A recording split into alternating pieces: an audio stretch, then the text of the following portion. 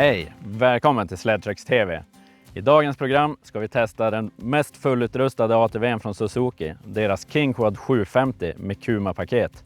Ja, som ni hörde, den är utrustad från topp till tå, men kan då den här japanaren utmana konkurrensen från väst? Ja, det ska vi ta reda på idag.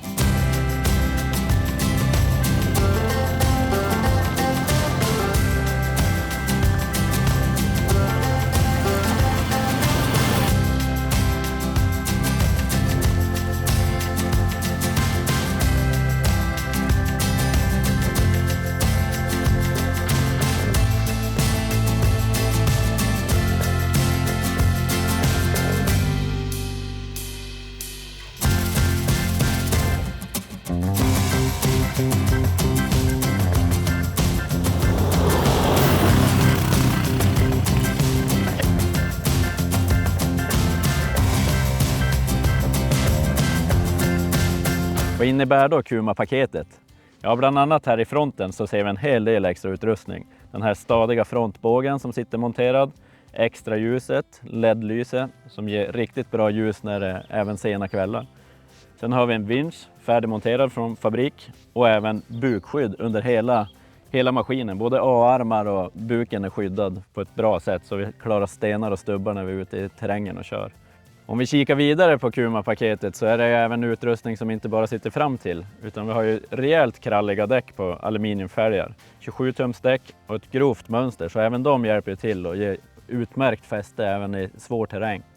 Sen har man ju bak till har man också monterat en originalvinsch, och båda vinscherna de går dessutom att köra trådlöst med fjärrkontroll. Otroligt smidigt om en sitter på maskinen och man måste stå bredvid, det är blött eller lerigt och så vidare. Så väldigt mycket utrustning direkt från fabrik med det här paketet. Hur är då den här maxade maskinen att köra? Ja, idag har den ju fått bekänna färg på riktigt. Vi har bland annat dragit en vägsladd som går otroligt tungt när det är mycket material som du ska forsla med det. Och där är det riktigt fint när man har fyrhjulsdriften ett knapptryck bort. Trycker du in på den här med tummen, då har du fyrhjulsdrift i, och du kan även klicka om så har du difflåsning. Och då driver den konstant på alla 4 däck. Så du får ett otroligt grepp och orkar dra riktigt tungt. Så den har funkat jättebra till att dra en vägsladd. Sen har vi även varit ute i terrängen och utmanat lite grann. Och här måste vi säga att de här 27-tumsdäcken som är lite biffigare än original, de gör ju att den blir lite tyngre att styra trots att det är en servostyrning i den. Så det är något man kan tänka på. Den är fortfarande rätt lättstyrd, men det blir aningen tyngre än med originaldäcken när man har de här kralliga 27-tummarna och dessutom ett grovt mönster. Sist men inte minst så har vi Suzukis fina kraftkälla. En 750 kubik stor fyrtaktsmotor. Så det finns kraft så det räcker och blir över. Även om den inte är starkast på marknaden. Det finns ju 1000 kubikar från olika märken. Men vi har varit ute och vi har haft svårt att låta bli. Så vi har faktiskt busat lite grann idag också som ni kan se. Och vi tycker den här går otroligt bra. Väldigt fint och mjukt och en linjär effektkurva. Så vi gillar den här motorn skarpt. Men slår då den här japanaren konkurrenterna från väst? Ja, det är lite smaksaker med de här maskinerna vi testar. Det finns faktiskt för- och nackdelar på alla märken. Och något som vi ser på just den här Suzuki som vi gärna hade sett lite modernare, det är ju kanske lyserna. Det är ju fortfarande halogenlampor och året är 2024. Där hade vi gärna sett lite modernare LED-lysen som börjar komma från många märken nu på marknaden. Sen något jag har tänkt på när man kör nu med de här stora däcken, om man hade kunnat ställa upp servon så den varit aningen lättare. Det hade också varit skönt, framförallt när man byter till de här däcken och kör i terräng. Få aningen lättare styrning hade varit riktigt fint.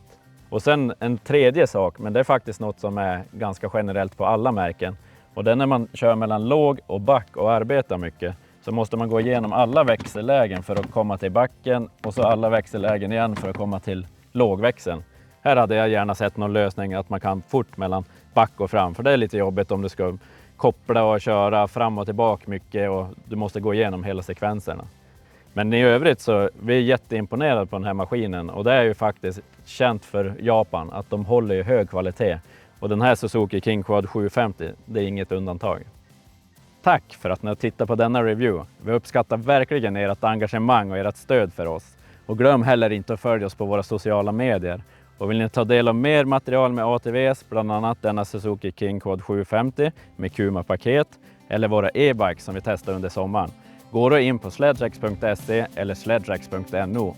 Sen hoppas jag att ni också kommer att ha en fortsatt skön sommar.